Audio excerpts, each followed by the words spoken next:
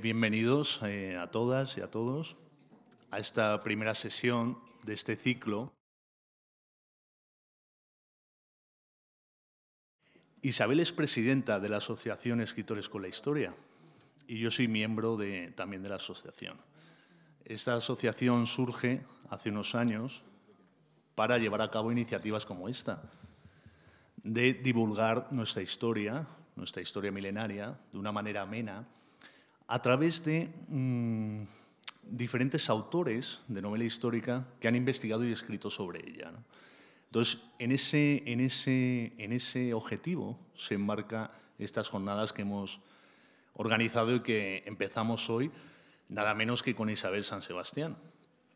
Ella es de sobra conocida por todos, es una periodista de raza desde hace muchos años, ha escrito y ha participado en todo tipo de medios de comunicación, prensa, radio, televisión. Lo sigue haciendo, aunque cada vez menos, porque cada vez le tira más la literatura. Y en esa faceta literaria, ella acumula innumerables éxitos. De hecho, ha vendido ya más de 500.000 ejemplares de todas sus novelas, una docena de novelas históricas. Y es la autora que más libros vende del género, ¿verdad? Si no digo mal, del género histórico, ¿verdad? Autora, sí. Como autora de novela histórica, ¿vale? Nada menos.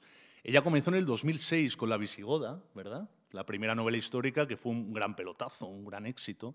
Consiguió el premio de novela histórica Ciudad de Cartagena. Y después han venido unas cuantas más. Astur, Imperator, Las campanas de Santiago, La dueña. Una manera suya de novelar la reconquista de España desde un punto de vista femenino, ¿vale? Un punto muy característico de su obra. En esa línea se enmarca La temeraria, que hasta ahora es su última obra publicada, aunque pronto amenaza con una nueva entrega, ¿verdad? Porque nos hemos quedado pues, en el siglo XI, siglo XII. XII, a principios, sí. Principios del XII, y ella va a continuar, ¿no? Así que, nada más. El esquema de este ciclo es muy sencillo. Tras esta breve introducción, Isabel nos va a hablar sobre Urraca la Temeraria, sobre esa época fascinante de la historia de España, durante 40-45 minutos, ¿vale? Para que después tengamos un turno de intervenciones del público y de diálogo entre todos sobre este tema tan apasionante. Así que muchas gracias y un aplauso para Isabel, por favor.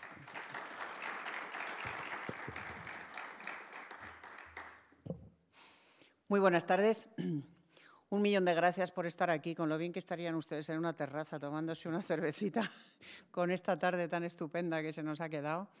En fin, espero que no se aburran demasiado, que incluso se enteren de alguna cosa, de alguna curiosidad que les voy a contar sobre la apasionante, fascinante y maravillosa historia de España y denostada historia de España, y que les haya merecido la pena venir aquí a compartir este rato. Muchísimas gracias, Daniel, por organizar este ciclo, por moverte, por trabajar para la causa de la Asociación de Escritores con la Historia, de la que formas parte, por supuesto, para divulgar la historia de España, para rescatar la historia de España del olvido y de la manipulación a la que algunos quieren someterla, y para devolverla al primer plano de la inquietud de los españoles y en particular de la gente joven. Ojalá podamos conseguir que la historia vuelva a ser una asignatura que se enseñe, que se imparta como Dios manda en los colegios, en las universidades, etc. La historia y la novela histórica conforman un feliz maridaje. Hay de todo, por supuesto, hay novelas buenas y malas, hay historias de ensayo bien escritas y mal escritas, hay de todo, pero una novela histórica que cumpla los requisitos para ser novela y para ser histórica, es decir, que cumpla el requisito de rigor necesario para poder ser considerada histórica y que sea lo suficientemente amena, entretenida como para ser una novela, es, desde mi punto de vista, una estupenda forma de contar la historia.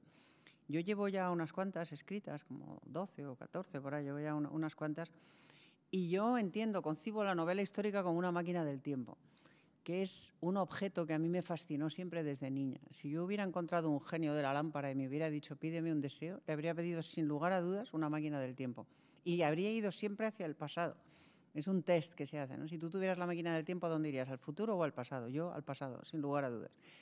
Exploraría cada centímetro, cada milímetro del pasado y del pasado de España en particular.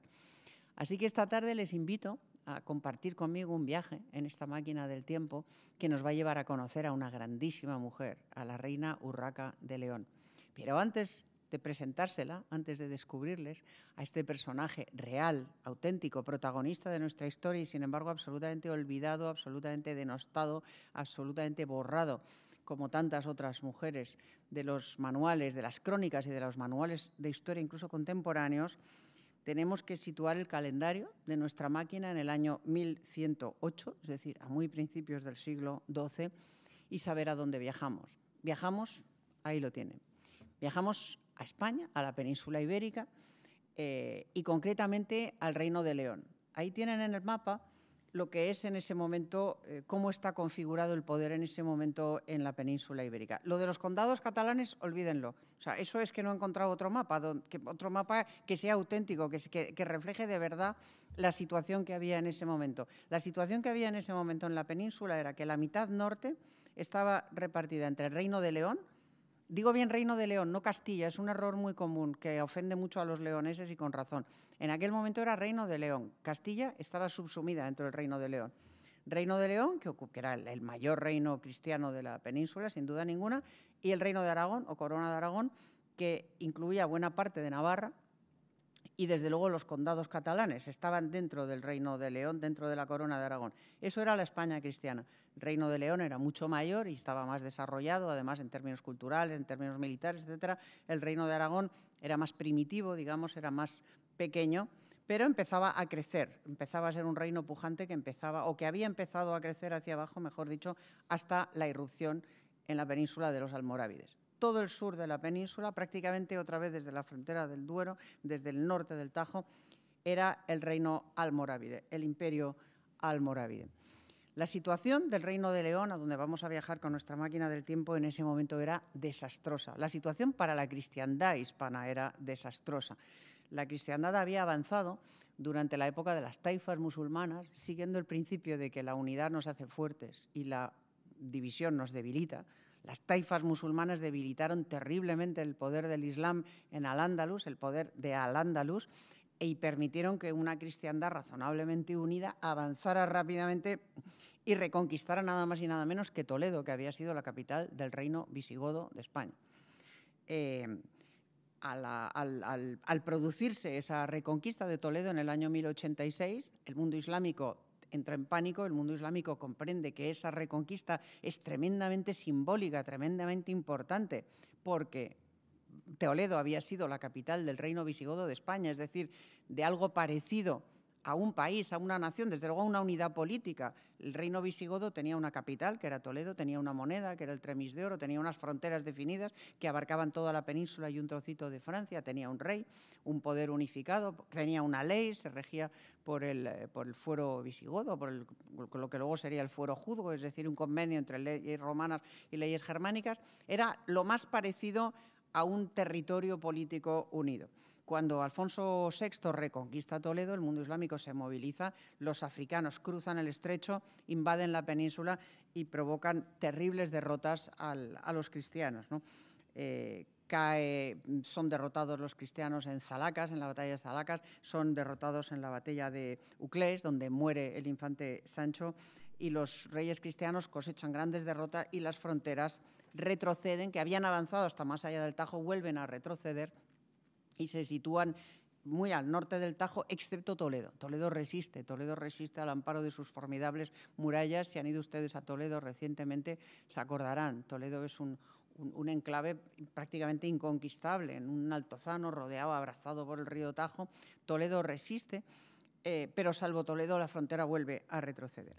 Esa España acosada, esa España donde el imperio almorávide, donde las fuerzas musulmanas han recuperado absolutamente aliento y han reunificado el espacio musulmán, es decir, se ha fortalecido en detrimento del reino, de los reinos cristianos, de los dos reinos cristianos, es la herencia que recibe Urraca de León. Y ahora sí se la presento. Ahí la tienen. Ese es el retrato oficial, digamos, de Urraca Alfónzez. Este es el retrato suyo que aparece en el tumbo A de la Catedral de Santiago. Es un retrato más o menos contemporáneo, un poquito posterior, pero en fin, que la retrata como iría vestida desde luego, con su manto, con su brial y su manto por encima, y, importantísimo, con los símbolos del poder real, el cetro y la corona. No hay ningún otro retrato de mujer en ese tumbo A de la catedral que tenga cetro y corona, porque no hubo ninguna otra reina hasta Isabel de Castilla. Hasta ese momento no hubo ninguna mujer que se atreviera a ejercer el poder. Podían, en León las mujeres podían reinar, antes en Asturias y después en Castilla, pero ninguna se atrevió a hacerlo, salvo Urraca, y le costó carísimo. Empuña el cetro, ciñe su frente la corona y lleva en la mano un pergamino que simboliza su capacidad para dictar fueros, para otorgar fueros, normas a las distintas comunidades sobre las que gobierna. Urraca, esto es muy importante, Urraca firma sus documentos como Reina de León, Emperatriz de España. En algunas ocasiones, Reina de España, Emperatriz de León. Depende de lo que considere más importante en cada momento. Si a ella le parece que es más importante León, dice Emperatriz de León. Si le parece que es España, dice España. Quiero insistir en esto. Reina de León, Emperatriz de España. Este curso se dedica a la hispanidad y yo le he dicho a Daniel, voy a hablar de España. En el siglo XII España existía. Evidentemente no existía como la concebimos hoy o como se concebiría en el siglo XIX en la Constitución de Cádiz. España no era una nación o nada parecido a una nación al concepto de nación que tenemos ahora. Pero España existía en la mentalidad de los reyes y de los potentados de la época. Existía en ese momento y había existido desde mucho antes. Cuando apareció la temeraria, un insigne colega mío, José Ramón Patterson, que fue muchos años corresponsal en Bruselas y a quien yo no conozco personalmente, por cierto, al leer esto de Reina de León y Emperatriz de España, escribió un tuit diciendo: España no existía en el siglo XII ni como idea. Y le dije, pues díselo a la reina, porque firmaba así sus documentos. Se ve que no se había enterado ella de tu gran conocimiento y de tu gran sapiencia. España existía como proyecto, había existido, como les digo, durante el reino visigodo, y existía en la mente de los reyes como anhelo de recuperación. En ese momento no se utilizaba la palabra reconquista. La palabra reconquista es muy tardía, es del siglo XIX, pero lo que se había empleado hasta entonces era el término restauración. Después, al producirse la restauración borbónica, para no liarnos, se empezó a utilizar el término reconquista. Pero como idea de restauración, de recuperación de lo que había sido esa unidad política bajo el signo de la cristiandad, de la cruz, por supuesto, existe al menos desde el siglo IX y está expresada esa idea concretamente en la crónica de las crónicas, en la Rotense, en las crónicas que se supone escribió o mandó escribir el rey Alfonso III. Desde el siglo IX la idea de España está muy plasmada en todas las crónicas medievales, en todos los documentos medievales. Ese anhelo de restauración, de recuperación. Según el ideario altomedieval español, el Guadalete, la derrota frente a los musulmanes, fue un castigo de Dios por los pecados de los visigodos, por la simonía, por la división, por la corrupción. Qué cosas, fíjense, lo de la corrupción no es nada nuevo en este país, viene de muy atrás. La idea que tenían en aquella época era que la conquista musulmana había sido un castigo de Dios por todos esos pecados y que cuando se recuperara el dominio de la península para la cristiandad, Dios perdonaría todos esos pecados. Y en consecuencia, esa idea de recuperar, de restaurar, de devolver España a la fe cristiana estuvo presente a lo largo de toda la Reconquista.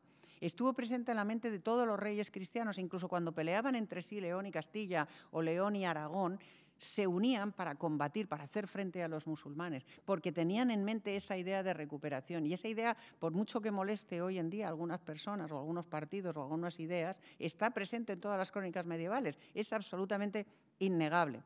Ese es el proyecto común y compartido que dio carta de naturaleza, que dio una razón de ser a los reinos cristianos durante 8 siglos. Ese fue el proyecto común y compartido que forjó la España medieval hasta 1492 con la reconquista de Granada. Perdonen que me haya enrollado, pero en primer lugar me parece que si no comprendemos esta idea nos resulta muy difícil comprender la España actual, comprender la división en comunidades autónomas. Por ejemplo, es muy difícil si no se conoce ese avance, esa reconquista, ese proceso histórico y esa mentalidad, Y luego me he propuesto yo novelarla entera, entonces evidentemente me interesa mucho la Reconquista. Llevo mucho escrito, aún me queda un poco más, pero me parece una idea crucial. Y dicho esto y situado en su contexto, veamos quién era esta mujer, Urraca Alfonsez, reina de León, emperatriz de España. Urraca es hija de Alfonso VI y de Constanza de Borgoña, es decir, es hija del rey de León, del gran rey, el rey católico, el reconquistador de Toledo, y de Constanza de Borgoña, que es hija del mayor linaje de Francia. La Casa de Borgoña es la casa más importante de Francia. Es una mujer fascinante. A mí me fascinó tanto cuando la descubrí que cambié mis planes. Yo pensaba escribir más sobre su hijo, el emperador, que tuvo un papel más relevante en términos de reconquista, pero el personaje me pareció absolutamente fascinante. Primera reina, mujer, hoy diríamos empoderada, mujer brava, valiente. Verán. Ella nace en el año 1080, nace en León, y durante años es hija única. Y como es hija única y su padre no tiene hijos varones, será educada para gobernar. En León, las mujeres pueden reinar, lo que no significa que no tengan preeminencia los varones. Ayer estaba en Jerez dando una conferencia en la universidad y me preguntaban, pero si hubiera tenido un hermano, ¿habría reinado el hermano? Claro, digo, en España reina el rey Felipe y tiene 2 hermanas mayores. O sea, que todavía a día de hoy, en el siglo XXI, siguen teniendo preeminencia los varones en la Constitución española. En el siglo XII, en la mayor parte de Europa, las mujeres sencillamente no podían reinar. Podían transmitir linaje, podían transmitir derechos, pero no podían ejercer el poder. En Aragón, por ejemplo, no podían, porque Aragón había estado siempre bajo una directa influencia francesa, franca. No podían. En León podían. ¿Por qué? Porque León era tributaria del matriarcado Astur, del reino de Asturias. Y en el reino de Asturias perduraba todavía de una forma muy vívida la herencia matriarcal, la cultura matriarcal, lo que había sido la Asturias prerromana y precristiana. Las mujeres en Asturias elegían la esposa de sus hermanos. Las mujeres transmitían el linaje. Alfonso I fue rey porque se casó con la hija de Pelayo, si no, no habría sido rey.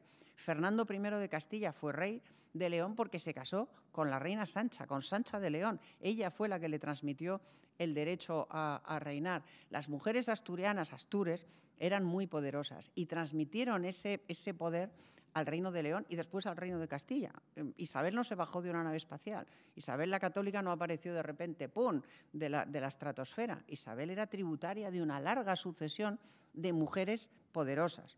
Urraca fue educada para reinar en artes militares, en artes políticas, por supuesto, en los conocimientos que recibían cualquier mujer de la nobleza y no digamos de la realeza, aunque no estuviera destinada a reinar. Lenguas, latín, griego, nociones de retórica, etcétera, etcétera. Y fue educada para reinar también en el campo militar. Su tutor fue el conde Ansúrez, pero las mujeres que la criaron, el entorno en el que ella se crió, fueron las infantas Urraca y Elvira, las titulares del infantazgo, que es una institución apasionante de la corona leonesa, que no me da tiempo a entrar en ella, pero eran mujeres, para que ustedes se hagan una idea, tanto Elvira como Urraca, aparte de ser señoras de Toro y de Zamora respectivamente, tenían dominios geográficos, territoriales y rentas que superaban a las de cualquier conde de León.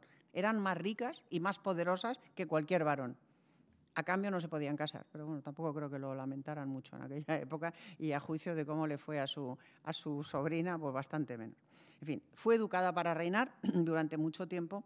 A los 12 años la casaron con Raimundo de Borgoña, de la misma casa que su madre, 12 años, y con él tuvo 2 hijos legítimos, Alfonso y Sancha. En un momento dado, su padre, Alfonso VI, tuvo un hijo varón por fin con una de sus esposas, la 4ª esposa de origen musulmán que se había convertido. Ella era la viuda del último rey taifa de Córdoba, a quien sus paisanos, los almorávides, pasaron a cuchillo. Ella fue rescatada, digamos, por el rey cristiano, se convirtió y se casó con él y tuvo un hijo con él. Lo que pasa es que este niño es el que les he dicho antes que murió en Uclés. Murió jovencito en la batalla de Uclés, de modo que Urraca había sido educada para reinar, fue apartada momentáneamente de la línea sucesoria y luego regresó a la línea sucesoria al morir su único hermano varón. Sus 2 hijos, en el momento en el que arranca esta novela, estaban fuera. En la Edad Media, en España, era muy común que los niños de los hijos de reyes y de grandes familias fueran apartados, fueran criados lejos de su hogar. ¿Por qué? En primer lugar, para protegerlos de la guerra. Había muchas incursiones musulmanas, había muchas aceifas. Era muy fácil que en un momento dado se produjera una de estas incursiones y muriera toda la familia, y al menos uno se tenía que salvar. de eso o de una epidemia, que también eran muy comunes, una epidemia de peste que los matara a todos, uno se tenía que salvar. De modo que los hijos, sobre todo los varones, se criaban lejos, lo cual en esta historia va a tener mucha importancia, ya verán. Aparte de ser una crueldad, y yo, por mucho que la mentalidad haya cambiado, yo soy madre y soy abuela, y a mí me parece que apartar a un hijo de su madre cuando es muy pequeñito y prácticamente que no lo vea tiene que ser muy doloroso, por mucho que una se haya hecho a la idea. Pero, en fin, en cualquier caso, eso era lo que ocurría. En el año 1108, a donde hemos puesto el calendario de la máquina del tiempo, donde hemos situado nuestro calendario, Urraca tiene 28 años, es viuda, tiene un amante, que es el conde Gómez González, que es el alférez de su padre, ha sido el alférez de su padre, es un hombre mayor, pero no tan mayor como su marido, que ya se ha muerto felizmente para ella. Es un gran noble y es el gran amor de su vida, el conde Gómez González. Es un tipo, tampoco dicen mucho las crónicas, pero desde luego es un tipo valiente, de hecho va a morir al servicio de su reina, defendiendo a su reina, y es un hombre del que está enamorada y con el que querría casarse y con el que ella intenta casarse. Pero el destino tiene dispuesto otra cosa para ella, porque su rey, su padre, enfermo, entristecido por la muerte de su único hijo, por las derrotas que ha sufrido, por su propio declive y por su propia ancianidad, su padre le cede el poder, le entrega el poder, la nombra heredera al trono, pero le impone una condición. Y la condición es que tiene que casarse con el rey de Aragón. Tiene que casarse con Alfonso, apodado el Batallador, a quien les presento a continuación. Este es Alfonso el Batallador, según la estatua que tiene a las puertas de Zaragoza. No tenemos retrato oficial, ya les he dicho antes que en Aragón era un reino más retrasado con respecto a León, no tiene nada parecido al Tumboa de la catedral, etcétera, etcétera. En consecuencia no tenemos ningún retrato más o menos oficial. Esto es una estatua que hay en Zaragoza que lo representa, ya ven, alto, fuerte, atractivo, gran guerrero, tal. Bueno, pues no sabemos cómo era Urraca, se me olvidó decírselo, no sabemos cómo era Urraca en realidad porque sus restos están mezclados con los de todas esas mujeres de las que les he hablado, Sancha, Elvira, Urraca y tal, están mezclados todos sus restos en el Panteón de Reyes de San Isidoro, en León, que es una cripta maravillosa, es la Capilla Sixtina del Románico, maravillosa. Esa cripta fue asaltada por los franceses durante la Guerra de la Independencia, robaron todos los apliques de plata y de oro que había en los sepulcros, en los ataúdes, profanaron las tumbas, dejaron todos los huesos por el suelo y esos huesos se restituyeron a sus ataúdes sin discernir qué hueso era de quién, ¿no? De modo que no sabemos cómo era Urraca, cuánto medía, no lo sabemos, es imposible saber porque sus restos están mezclados con los de otras mujeres contemporáneas más o menos. Alfonso, en cambio, sí sabemos cómo era, porque la Universidad de Zaragoza hizo un estudio antropológico de sus restos no hace mucho y sabemos que medía 1,62 de estatura y que era obeso. O sea, no era esto, en absoluto. A la pobre Urraca la casaron con un señor que medía 1,62, que era obeso. Era un gran guerrero, eso es verdad, era un gran batallador. Reconquistó muchos territorios, era un gran guerrero. Pero primero, no había sido educado para reinar, porque a diferencia de ella, él estaba quinto en la línea sucesoria. Lo que pasa es que por una serie de carambolas se fueron muriendo todos los que estaban delante de él y se encontró en el trono de Aragón sin comérselo ni bebérselo. Cuando le surgió la oportunidad de casarse con Urraca, se iba a ir a Tierra Santa como cruzado, no tenía ningún interés en dedicarse a lo que se iba a dedicar. Y su fundamental, principal, Alfonso tenía 36 años y no se le conocían ni mujer, ni amantes, ni hijos ilegítimos. Raro, raro, raro. Rarísimo. O sea, si hoy en día eso sería raro, en la Edad Media y en un rey, no les quiero ni contar. Es evidente que Alfonso o era impotente o, más probablemente, era homosexual. Las crónicas cristianas dicen que era un monje guerrero, piadosamente. Las crónicas musulmanas dicen directamente que le gustaba más estar con sus mesnaderos que con cualquier mujer que le pusieran en bandeja, que le sirvieran en bandeja. O sea, que era homosexual, no le gustaban las mujeres. Pero vamos, era tan enemigo de las mujeres que ni siquiera fue capaz de engendrar un hijo que fuera capaz de heredar el trono. No fue capaz. O sea que evidentemente lo suyo era algo muy marcado. Así que Alfonso se casó con Urraca exclusivamente para robarle el trono. Ese fue su propósito y eso fue lo que intentó durante toda su vida. Esta característica íntima sexual que nos parecería hoy en día absolutamente privada y ajena a cualquier repercusión que pueda tener en el área política, forma parte de la esfera íntima, no forma parte solo de la esfera íntima. Es una característica absolutamente determinante en términos históricos. De hecho, ese hecho frustró en gran medida el primer intento que hubo de unir la corona de Aragón y la corona de León. Intento que después fructificaría con Isabel y Fernando y se conseguiría por fin reunificar España. Y ahí es donde la novela histórica ejerce un papel que las crónicas y la historiografía convencional no alcanzan a rellenar, ¿no? O sea, un historiador oficial, un cronista, no puede ir más allá de lo que está demostrado. Puede decir que Alfonso, las crónicas musulmanas dicen que era homosexual, pero no está demostrado, que no tuvo hijos, no sabemos por qué, y que se llevó mal con su mujer por culpa de su mujer, porque eso es lo que dicen las crónicas, las de entonces y las que han seguido diciendo la historiografía hasta época contemporánea. De hecho, él pasó a la historia como el batallador y ella pasó a la historia como la temeraria, para que se hagan ustedes una idea. Bueno, ahí el novelista o la novelista en este caso tiene más libertad y yo he incidido en este asunto en la novela porque es que me parece determinante por qué se llevaron tan mal. Me parece absolutamente evidente. ¿Por qué este primer intento de unir las dos coronas que salió como el Rosario de la Aurora y por qué Urraca tuvo tantas dificultades para entenderse con este buen señor, ¿no? Su unión fue tan terrible que pasó al imaginario colectivo y a las crónicas como las malditas bodas. Fueron las malditas bodas entre Urraca y Alfonso que trajeron una desgracia inconmensurable al Reino de León. Porque lo primero que hizo Alfonso, según se casó, a las semanas de casarse, fue invadirle el reino a su mujer. Entró en el reino de su mujer con sus tropas, no solo con tropas aragonesas, sino con mercenarios moros que causaron auténticas brutalidades, pero que hicieron auténticas brutalidades. En la novela están descritas algunas que proceden de las crónicas, de la historia compostelana, de lo que hicieron en un convento de monjas, por ejemplo, etcétera, etcétera. Auténticas brutalidades, le invadió el reino, le sustituyó a los gobernadores de los castillos, a los alcaides de los castillos leoneses que tenían guarniciones leonesas, se los sustituyó por guarniciones aragonesas y estuvo intentando doblegarla, intentando que ella abdicara su trono y se lo cediera a él, le cediera a él el poder de todos los modos y maneras posibles. Él esperaba, sus contemporáneos, la mayoría de la gente esperaba que ella se sometiera, que era lo que se suponía que tenía que hacer una mujer. Pero no, ella no se sometió, ella procedía, como les he dicho antes, de esta estirpe de mujeres bravas, de mujeres poderosas, de mujeres empoderadas, diríamos hoy, y ella había sido educada para reinar. Ella había sido educada en el derecho y el deber de reinar, las dos cosas. Y ella nunca renunció a su derecho y nunca abdicó su deber de reinar. Y se defendió con enorme bravura de este individuo. Olviden ustedes, por favor, la imagen que nos han querido transmitir de una mujer medieval con una trenza lanzándola así por la torre para que venga a rescatarla un caballero. No, en España las mujeres no eran así, en absoluto, eran lo contrario. Y Urraca fue el paradigma de mujer determinada a defender su propio espacio y sus derechos y sus deberes. Nunca se rindió.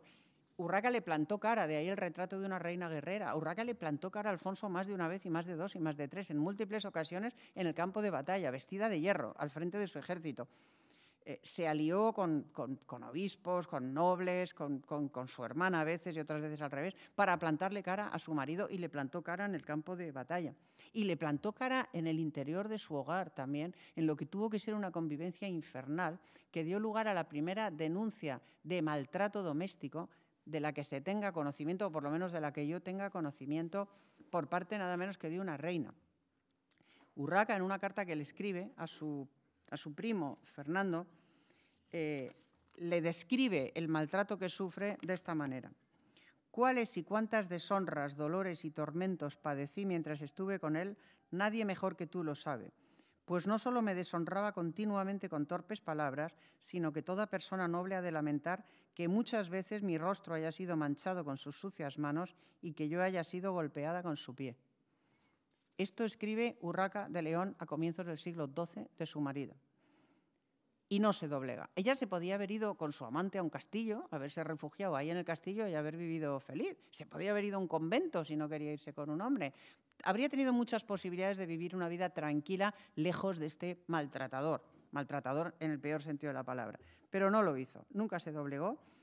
le plantó cara, recurrió a la ayuda de la Iglesia, del Papa, apeló una vez y otra vez al Papa, hasta que por fin, al cabo de 5 años, consiguió separarse legalmente de ese marido, pero en esos 5 años tuvo una vida verdaderamente terrible. Este hombre no solo la golpeaba, la encerró en una mazmorra de la que tuvo que rescatarle su amante, el conde de Candespina, con la ayuda de otro noble, el conde Fernández de Lara, que sería su otro amante, su segundo amante, una vez que muriera Candespina, defendiéndola precisamente de su marido en una batalla.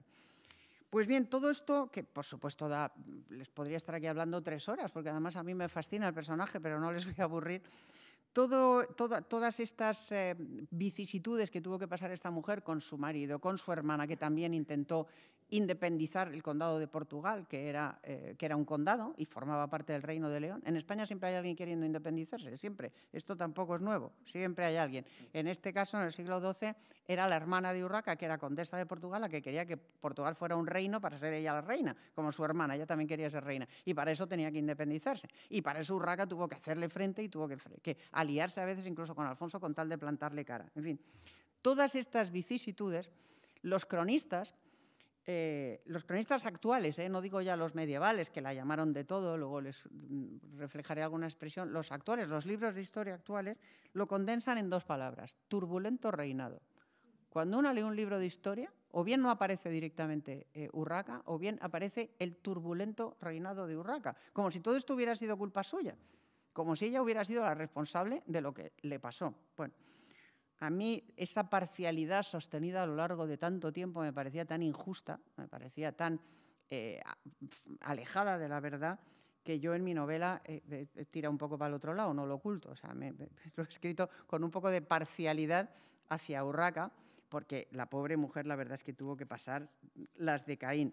Porque además, como les digo, no fue solo su marido el que le intentó usurpar la corona, fue su hermana, fue su propio hijo, mejor dicho, los tutores de su hijo, que estaba lejos, estaba en Galicia, lo estaba criando el obispo Gelmírez y el conde Froilaz, tenían en sus manos al niño, al heredero, y evidentemente intentaron utilizar a ese niño para ejercer ellos el poder, para ponerlo en contra de su madre y ejercer ellos el poder. Y durante toda la infancia del niño, y hasta que ya su madre pudo hablar con el niño, mandarlo a la frontera de Toledo y tal, para que el chaval se fogueara, tuvo que estar recibiendo cartas y amenazas, incluso plantándole cara a los tutores del niño en el campo de batalla, porque el niño la quería desplazar del trono. Tuvo que enfrentarse a nobles que intentaron discutirle el mando porque era mujer y ellos no aceptaban que mandara una mujer. Tuvo que enfrentarse muchas veces a la Iglesia y, por supuesto, a los almorávides, atacando las fronteras del reino constantemente. Ahí aparece el caballero Álvar Fáñez, maravilloso, el guardián de la frontera, el príncipe de Toledo, el príncipe de la frontera, que, por cierto, murió en una revuelta en Soria, me parece, defendiendo a Urraca también, no luchando contra los musulmanes, sino defendiendo a su reina, Urraca.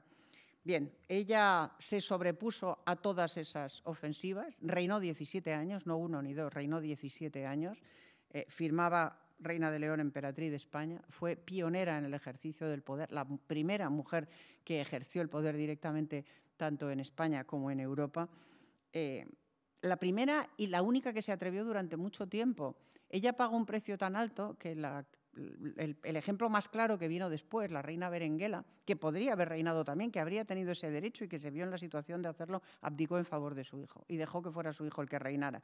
Y ella ha pasado a la historia como una reina muy influyente, como la impulsora de la construcción de catedrales, en fin. En mi próxima novela hablo mucho de ella, pero ella no se atrevió a reinar. Ella dejó que lo hiciera su hijo.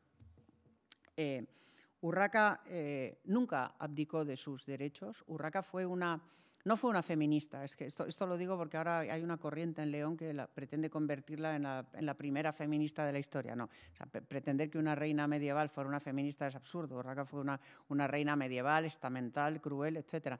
Pero sí es verdad que fue una luchadora por la igualdad en el sentido de que ella nunca se sintió menos reina por el hecho de ser mujer. Nunca.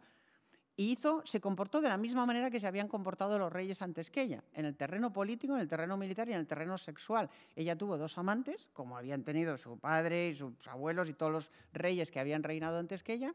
Con uno de ellos, con el segundo, tuvo 2 hijos y, de hecho, ella murió cuando intentaba dar a luz en el parto del tercer hijo concebido con este amante. Lo hizo con total naturalidad porque para eso era reina y tenía los mismos derechos que cualquier otro rey. Fue, como digo, la primera reina que reinó en Occidente y fue española, lo cual a mí me llena de orgullo y me parece que algunas de las mujeres que ahora nos dan lecciones de feminismo como si lo hubieran inventado hace 10 años, ellas, pues en fin, tendrían que saber un poquito de historia y saber que hubo otras hace muchísimo tiempo, no me refiero ya a mi generación o a la anterior, sino hace muchos siglos, que se atrevieron a dar ese paso, que se atrevieron a tener poder, a ejercerlo y lo pagaron muy caro. Y para más Inri, ella fue a morir un 8 de marzo del año 1127, 8 de marzo, o sea, en el Día de la Mujer. A pesar de lo cual, todavía estoy esperando que alguien le dedique algún homenaje en el Día de la Mujer en España. En fin, a lo mejor el año que viene, que el 126, perdón, a lo mejor el año que viene, que se cumple el 900 año de su muerte, a lo mejor alguien se decide hacerle algún homenaje. Yo, en la medida de mis pocas posibilidades, pues he querido rendírselo en esta novela, que cuenta su historia, novelada, que la cuenta con corazón, con amenidad, espero, a través de los ojos de una dama suya de compañía, de Muniadona, que son mis ojos, que la mira con mis ojos, pero con mis ojos medievales, y que la quiere y la admira y al mismo tiempo la comprende y al mismo tiempo a veces la censura, la mira con censura. En cualquier caso, es una mirada llena de respeto y una mirada que intenta rescatar a esta mujer del juicio terrible que padeció por parte de la historia. La llamaron temeraria, la llamaron asoladora del reino, la llamaron meretriz pública, la llamaron de todo menos bonita. Yo creo que fue una gran mujer, fue una mujer valiente, fue una mujer luchadora, cometió errores como todo el mundo y tuvo también aciertos y fue extraordinariamente valiente, y quiero pensar que nos abrió camino a las que vinimos después. Espero que no se hayan aburrido demasiado y les agradezco mucho su atención. Y cualquier pregunta, estoy a su disposición.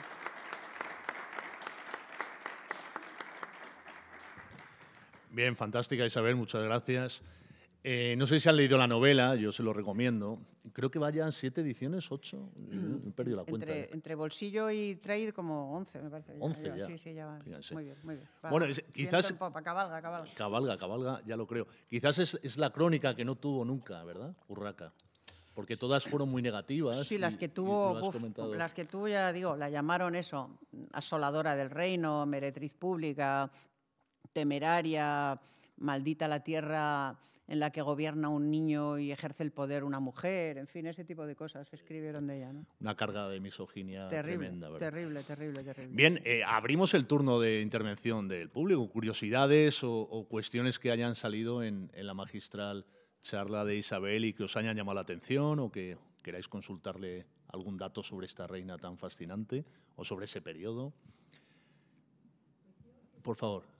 Cuando ha comentado sobre el Reino de León, ha hecho una referencia a Castilla, pero no me ha quedado clara.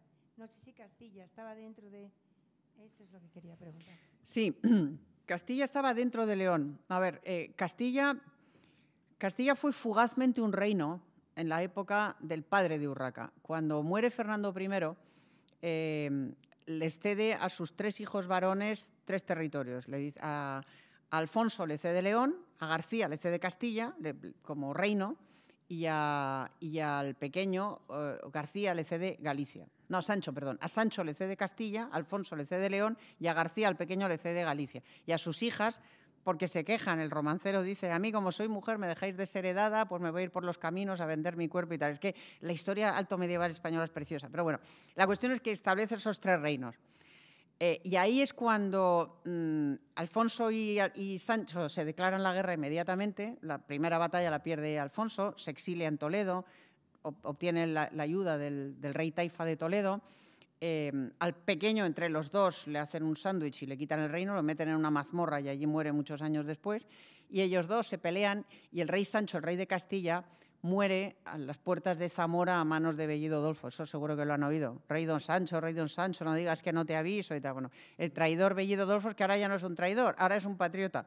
Esto es una cosa, sí. Ahora, como la historia ha cambiado todo, pues ahora en León, ahora en Zamora, la puerta de Bellido Dolfos, que antes era la puerta del traidor, es la puerta de Bellido Dolfos. Ahora Bellido Dolfos es un héroe. Pero, en fin, bueno, esto es otra cuestión. La cuestión es que en ese momento Alfonso unifica los 3 reinos que su padre había dividido, o reunifica y reina sobre Galicia, León y Castilla. Está todo incluido en el mismo territorio que es el Reino de León.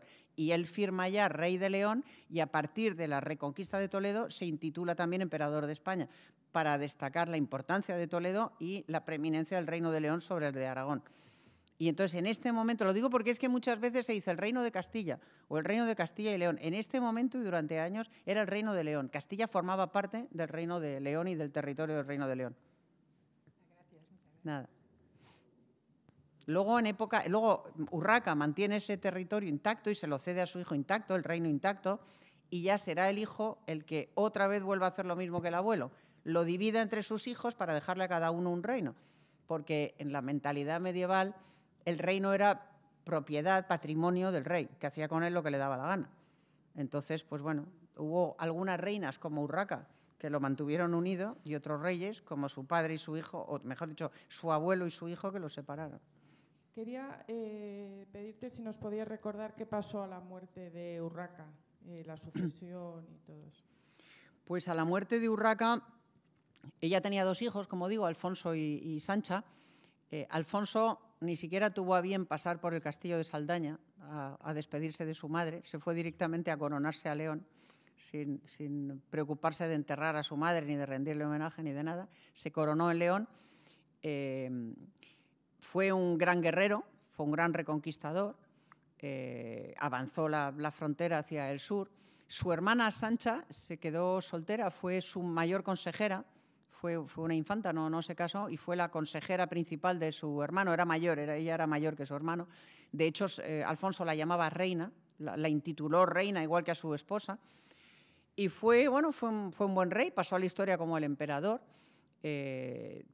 Heredó un reino íntegro y se dejó escapar Portugal, pero es verdad que avanzó la frontera, hizo conquistas muy importantes, llegó hasta ¿cómo se llama esta ciudad? Bueno, bien entrado dentro de la provincia de Jaén, ahora en Baena y Baeza, etcétera, reconquistó muchos territorios en la provincia de Jaén, avanzó mucho la frontera y consolidó conquistas que luego se perdieron cuando entraron los almohades, que vinieron después de los almorávides. De eso hablo en mi siguiente novela, ¿no?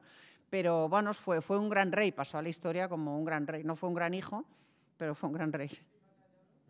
El batallador es su hermano. ¿Qué pasó con el batallador? Perdón. Pues el batallador siguió siendo rey de Aragón, se retiró de León, se retiró antes de la muerte de Urraca, se retiró de León, dejó algunas guarniciones que ya tuvo que recuperar el rey de Urraca, pero pocas y fronterizas, no ninguna muy importante. Se retiró a Aragón, nunca se casó, nunca tuvo hijos. Ya digo que no había sido capaz de engendrar un hijo ni siquiera para que el hijo heredara los 2 reinos. Nunca tuvo hijos y cuando se murió les dejó el reino de Aragón a los templarios o a los ¿eran los templarios o a los? Yo creo que a los caballeros templarios o a los hospitalarios, no me acuerdo, creo que a los templarios, con lo cual montó un lío sucesorio en el reino de Aragón de 3 pares de narices. Un lío muy importante. Pero vamos, eso fue lo que hizo. Nunca, no fue. También reconquistó Zaragoza, llegó en una expedición prácticamente hasta Granada, se trajo un montón de mozárabes de Al-Ándalus a tierra cristiana y tal. Fue un gran conquistador, pero un pésimo marido y a la postre un mal rey, porque a su muerte, ya digo, como no tenía sucesor, como no tenía heredero, dejó su reino a las órdenes religiosas y aquello generó un conflicto gordísimo a su muerte. Al hilo de esto que comentabas, Isabel, y de lo que mencionabas de Bellido de Delfos, que ahora los giros de estos tiempos, sí, que ahora es un héroe. Que ahora es casi un héroe, ¿no? Sí, Cuando siempre fue la figura pues, del traidor máximo, ¿no? Y demás, el mercenario, ¿no? Que asesina al rey. Bueno, también ahora se dice que es que la tía, o sea, Elvira era amante de su hermano, tenía una relación incestuosa. Bueno, en fin, es que ahora como hay que revisarlo todo. Pues cada uno arrima las ascuas según intereses, digamos, un poquito. Exacto. ¿Cómo ha sido una curiosidad sobre Alfonso el Batallador y demás? Y en tu novela, pues lo retratas muy bien y aquí también lo has hecho, en contraposición con Urraca, ¿no? ¿Cómo ha sido la recepción de tu novela en Aragón? O no sé si has estado por Zaragoza, sí, pues seguro, sí. porque Isabel Pues se mueve mucho estuve en la feria del libro. O si y te han en hecho San algún Jorge. comentario a ese respecto. No, porque ellos ya a estas alturas ya se sabe que Alfonso fue un maltratador. O sea, eso ya está absolutamente acreditado. Y bueno, yo también en Zaragoza lo dije, igual que lo he dicho aquí, fue un gran rey, o sea, eso es innegable, fue un gran conquistador desde el punto de vista de los intereses militares de Aragón, fue un gran rey, avanzó la frontera muchísimo hacia el sur, reconquistó Zaragoza, por eso tiene esa estatua a las puertas de Zaragoza, fue el que reconquistó Zaragoza, se trajo, como digo, un montón de mozárabes, o sea, como rey y como rey guerrero, como rey medieval, fue un gran rey. Lo que pasa es que... a ver, se casó por pura ambición. Yo es que creo que había una diferencia de expectativas, digamos, ¿no? Urraca se casó con él obligada, no tenía ningún deseo de casarse con él porque estaba enamorada de otro hombre, se quería casar con Candespina, que tampoco era un pierna, o sea, que tampoco pretendía casarse con un lacayo, era el alférez de su padre, era un noble, era uno de los altos nobles de León, ¿no? Era un tipo del que estaba enamorada, por fin, después de haber soportado a un marido con el que la habían casado a los 12 años, un tipo enfermizo, un viejo, mucho mayor que ella, etcétera, le imponen un matrimonio con un tipo que no solo no la quiere, sino que es que la maltrata.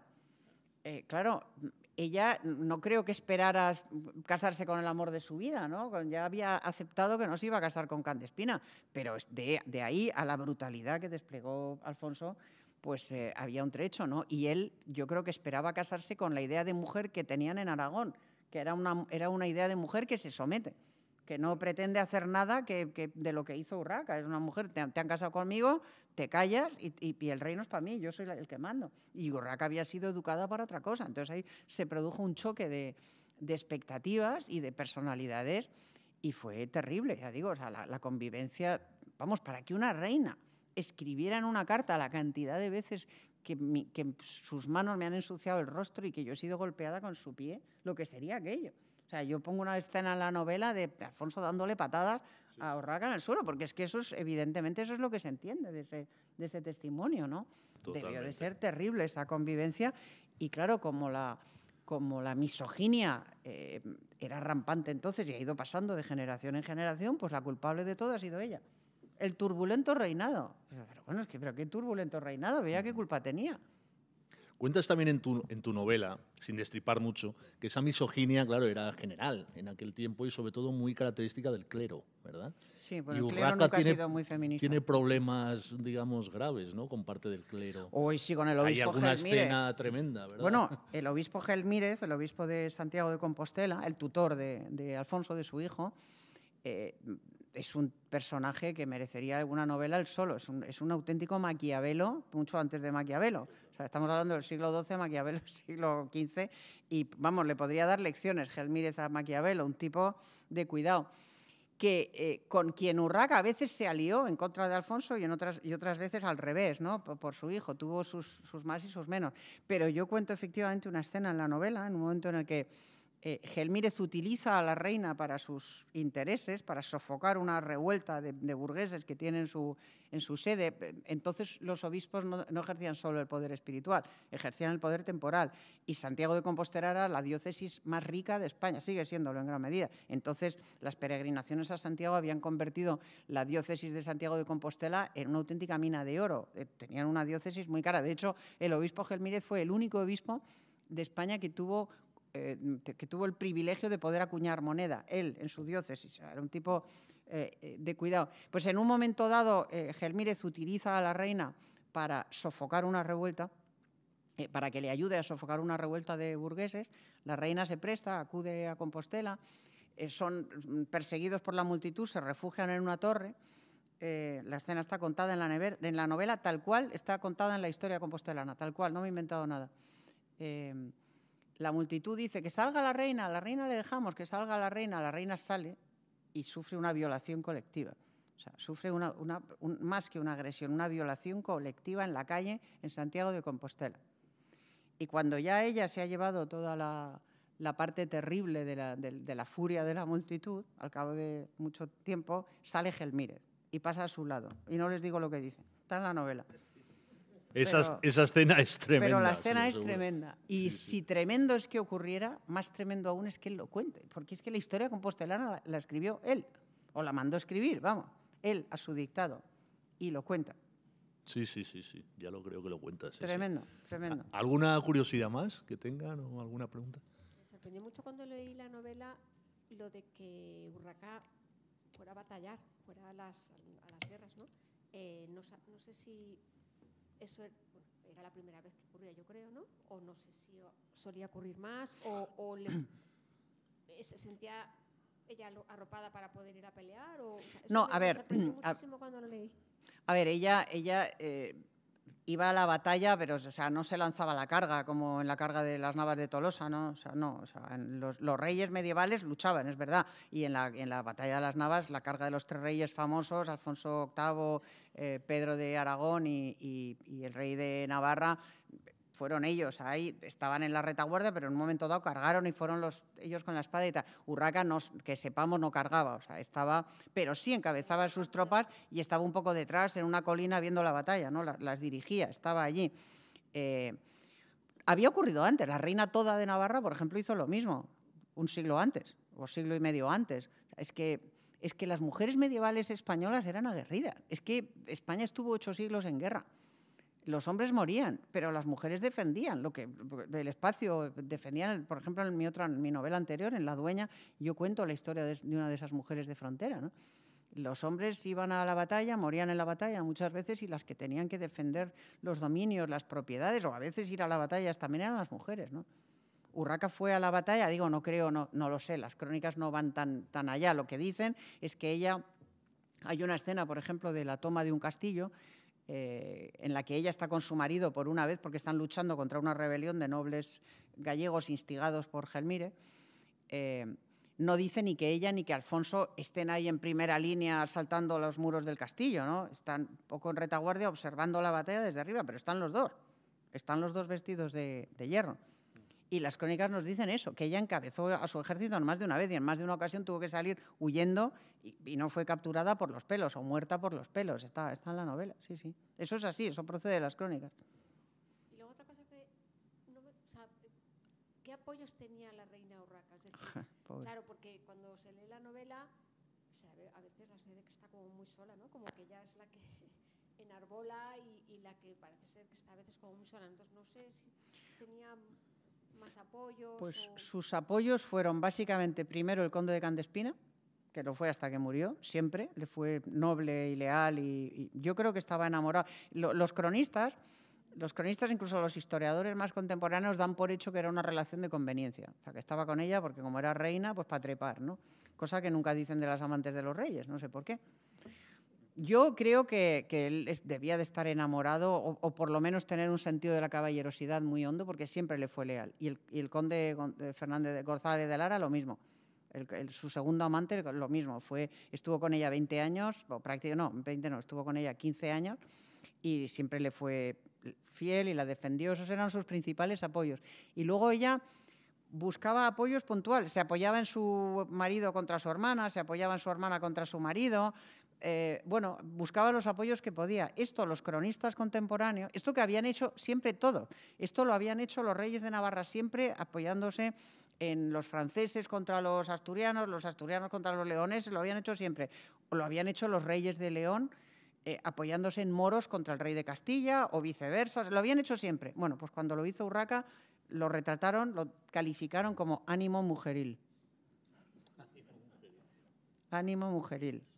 O sea, estuvo sola, pero bueno, completamente sola no. Yo quiero pensar que por lo menos los 2 hombres con los que estuvo la protegieron, la defendieron y la ampararon en la medida de lo posible. De hecho, la escena en la que la rescatan del castillo donde la encierra Alfonso, eso es cierto, eso es histórico, está en las crónicas.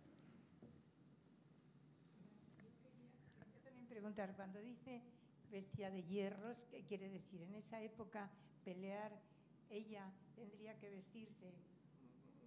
Tendría que ponerse una loriga, sí. Para acercarse al campo de batalla tendría que ponerse una loriga. Una loriga es como no una armadura como las compactas que hubo después, sino una cota de malla, para entendernos, una loriga. No una cosa demasiado pesada, no. Era pesada.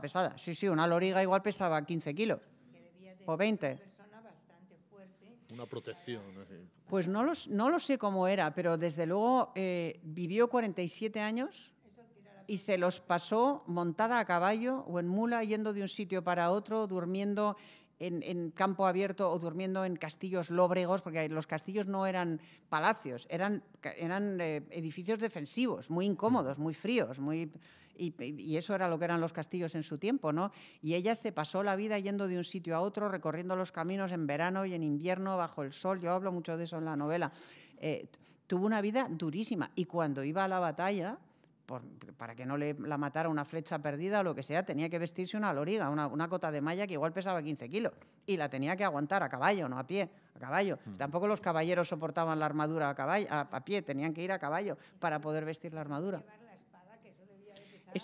Eso no creo que llevara una espada. Hasta ahí no creo que fuera. O sea, no creo que ella empuñara una espada y combatiera. A lo mejor la habían entrenado, la habían... Digo, llevar la espada luego. Pero llevaría la espada, sí, llevaría la espada al cinto, o llevaría...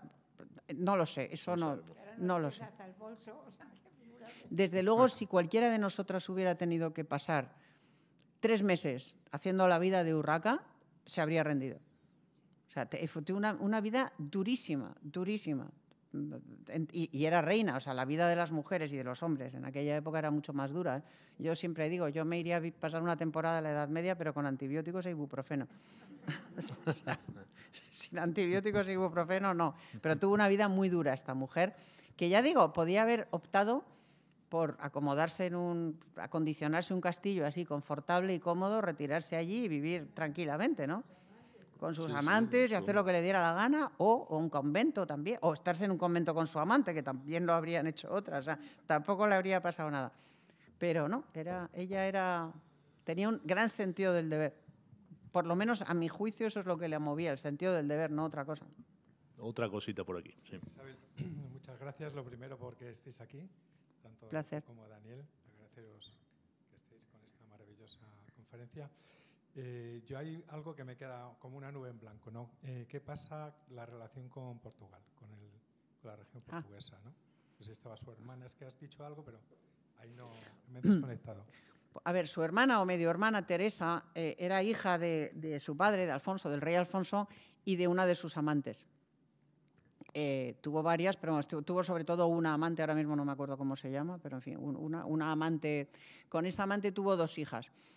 Y una de ellas, Teresa, la casó con un noble francés, también de la Casa de Borgoña, eran como con noble francés, y le otorgó el condado de Portugal. La hizo condesa de Portugal, ya el conde de Portugal. Pero el condado de Portugal estaba inmerso dentro del Reino de León, era como una comunidad autónoma ahora, para que nos entendamos, ¿no? En términos administrativos. Formaba parte del Reino de León.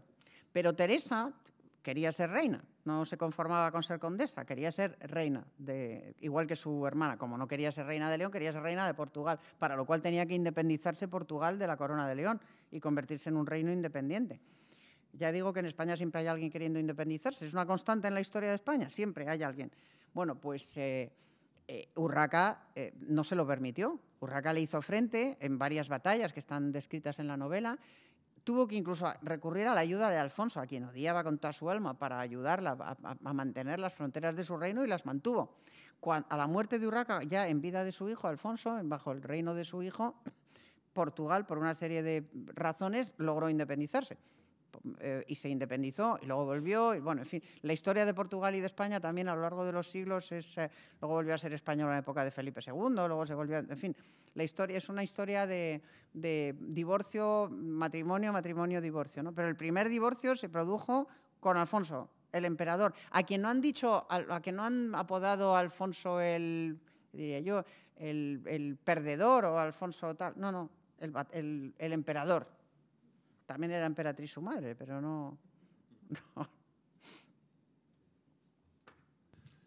No sé si hay alguna última cuestión. Sí. ¿El heredero era hijo ilegítimo o del primer matrimonio? No, era hijo del primer matrimonio. Era el heredero legítimo porque era hijo de su primer matrimonio. Cuando se casaron, ya les he dicho, creo, que Urraca era viuda de su primer marido. Cuando se casaron, firmaron Alfonso y ella, el rey de Aragón y ella, firmaron unas capitulaciones en las cuales se contemplaba que si tenían un hijo, lo cual era muy posible, porque ella tenía 28 años entonces y él 36, o sea, estaban en edad fértil absolutamente, que si concebían un hijo, el hijo heredaría los 2 reinos, sería rey de León y de Aragón. O sea que tenían, se supone... A los dos anteriores. ¿Perdón?